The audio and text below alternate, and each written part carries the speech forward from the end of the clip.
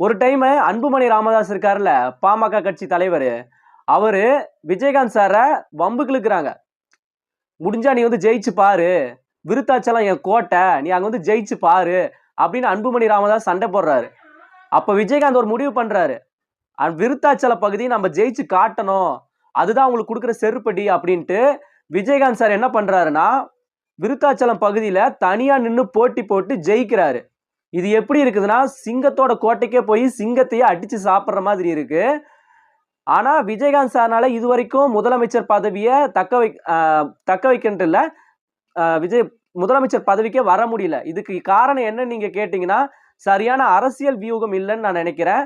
அது மட்டும் இல்லாம சரியான கூட்டணியை